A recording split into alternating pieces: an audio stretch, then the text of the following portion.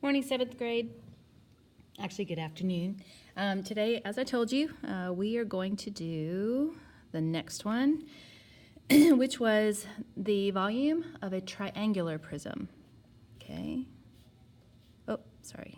Triangular prism. And we know that it is actually going to involve a triangle. So,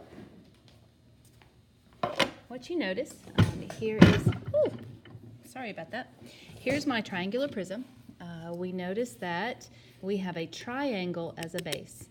And if you remember that a prism has two bases, okay, whether they're right and left, whether they are top and bottom, okay, it's not always what face that it rests on, okay?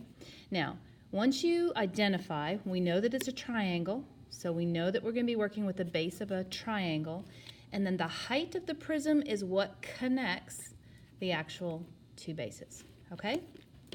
So let's go ahead and go to our foldable. It was actually the yellow sheet, and I know one of you had a white sheet because you made a copy. Let's go ahead.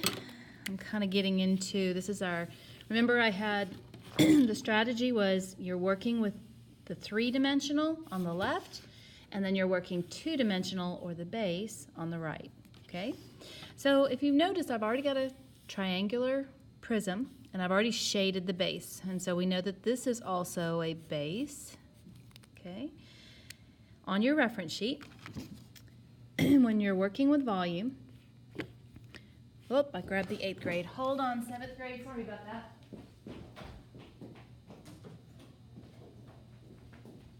Okay. When you're working with volume, you have a choice of a prism or a pyramid. Very easy to differentiate. The prism is always going to have two bases and your pyramid has one. We've already talked about a rectangular prism, a rectangular pyramid, and today we're going to talk about a triangular prism, okay? The formula is V equals BH. And today this is a triangular prism. Okay, and remember the squiggly is always the height of the three-dimensional object. Okay, so the base is a little bit different now. It has to be a triangle, so I'm going to go off and I'm going to work to the side here, and I'm going to draw that base. So my measurement for my base is 4, and it gave me the height of 3, and let's pretend they didn't give it over here. This is actually the height because it makes a 90-degree angle. Okay, so I'm just going to draw it off to the side and say that that's 3.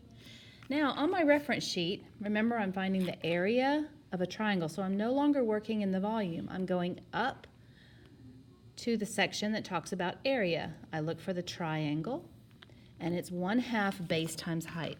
So the area, or big B, is 1/2 base times height, which is the same thing as base times height divided by 2. Anytime you have a fraction, if you have a fraction and you multiply it, it's always the same thing as simply dividing by the denominator when your numerator has a 1 on top, okay?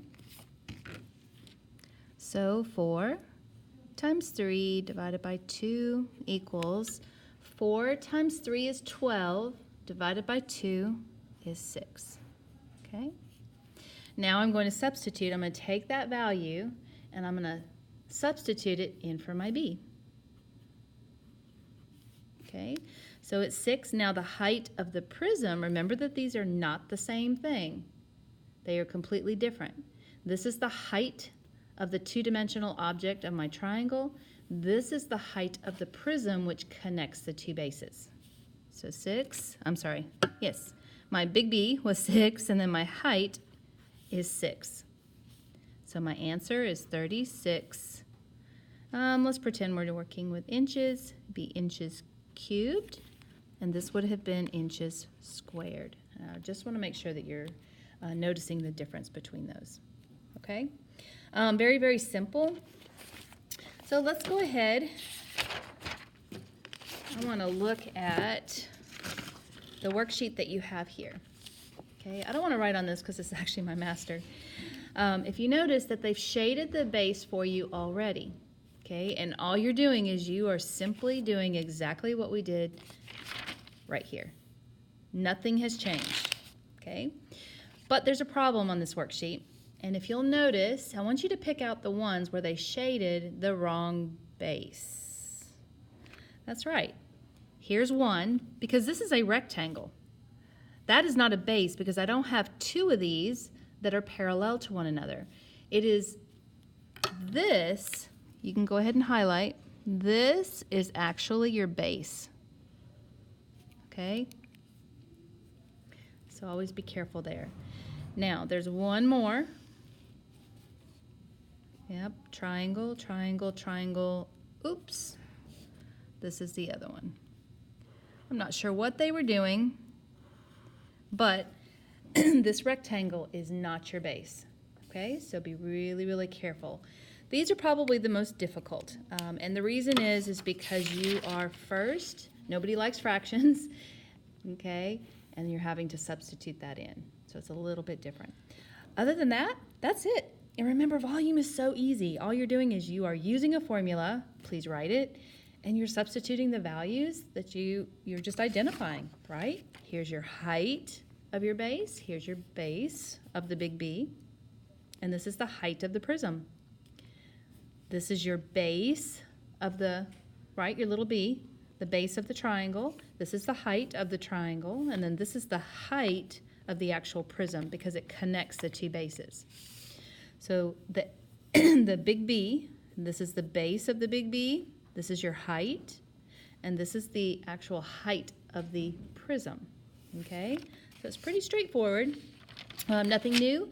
Let me know if you have any problems, and I will see you tomorrow.